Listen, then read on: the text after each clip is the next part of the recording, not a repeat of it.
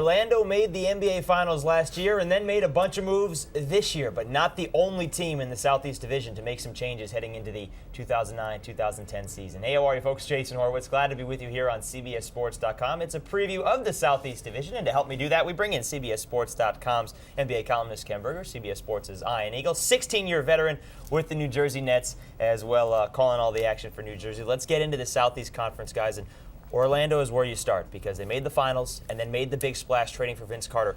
Are they better with VC than they were with Hedo Turkoglu? It all depends on how engaged Vince is. If he is motivated, they can be very, very good. To me, what this move does for them, although they'll miss Hedo, make no mistake, but they are a team in the playoffs that was living and dying by the three-point shot.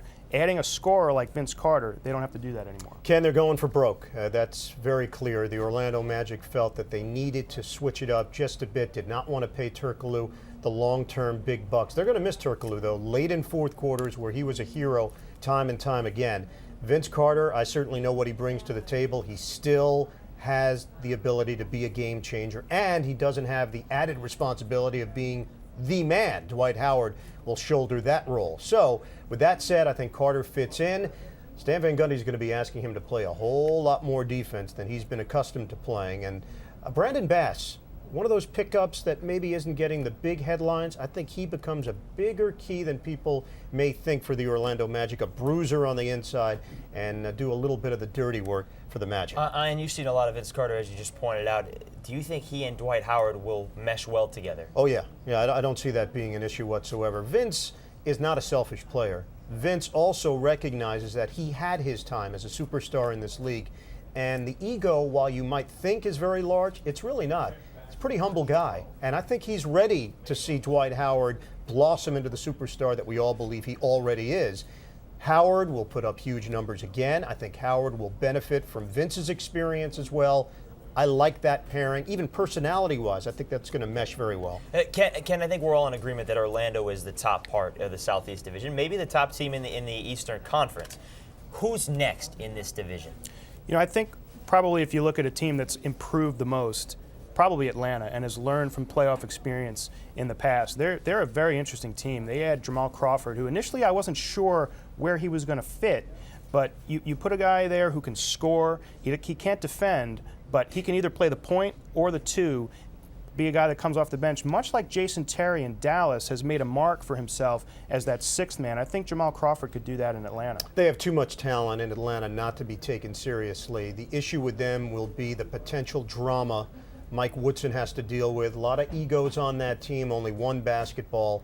I like this Atlanta squad, and if you try to forecast it out, that's a team that could actually make some noise and do some damage in the postseason. Got to the second round last year before bowing out in 4 games to the Cleveland Cavaliers. What about maybe others than Dwight Howard, the biggest superstar in this division? And it's funny to say other than someone else, that Dwyane Wade is not the biggest superstar, but he's kind of taken a backseat because Miami has not been as good lately. Does Dwyane Wade have enough parts around him to make a run?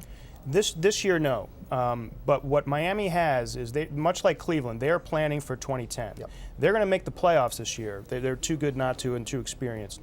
But they are in a rare situation where they have a max player that they're going to have to re-sign, and they have by far the most cap room and the most flexibility of any teams that are going to be playing in that space. So I think they are kind of putting their ducks in a row at 2010, looking to re-sign. They have the ability to re-sign Wade and give him another max player and really make it interesting. Yeah, no major upgrade on their roster. They're going to try to ride Wade into the playoffs and then hope for the best. But Atlanta is clearly ahead of Miami in my mind within that division. What about at the next two teams? Washington with the obviously you get Gilbert Arenas back, which certainly helps. Randy Foye, Mike Miller to that team. You've added a lot of parts to that team. You've got Flip Saunders.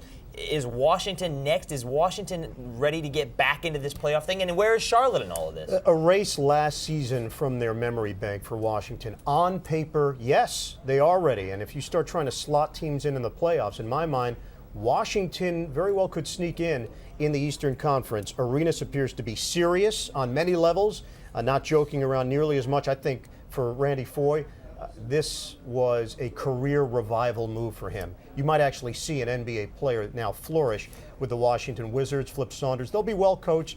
I think you'll see a lot of improvement there. Charlotte, no team has had a greater turnover roster-wise, and that's what Larry Brown does. Look, they've got some pieces in place now. Tyson Chandler, if he can stay on the court, he will help them immensely.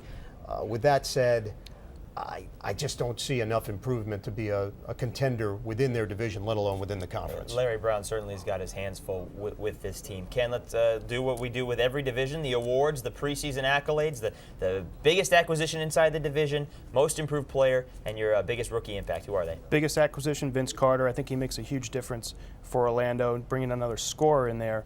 The rookie, I'm going to go with Jeff Teague in Atlanta. I'm not sure he's going to get the minutes right away, but there's definitely an opportunity. If Mike Bibby struggles and they play Crawford at the point, I think there could be some minutes for Teague. And the most interesting player to me in the division is JaVale McGee. Tremendous shot blocker and very athletic. Will Flip Saunders' tight rotation allow him enough opportunity? Huge upside on McGee. I agree with you on that one. I do believe Al Horford might be ready to take that next step and be an all-star in the Eastern Conference. Just a dearth of big men within that conference. So Horford's my pick there. Just not a lot of choices at rookie, so Gerald Henderson will get opportunities in Charlotte, and Vince Carter clearly the biggest acquisition for the Orlando Magic. And Vince Carter has to be the biggest acquisition for Orlando to get back to where it wants to go and maybe take that next step and actually win the NBA title. That'll do it for the Southeast Division preview, but for more, be sure to stay right here with CBSSports.com. For Ken Berger and Ian Eagle, I'm Jason Horowitz. Take care, folks.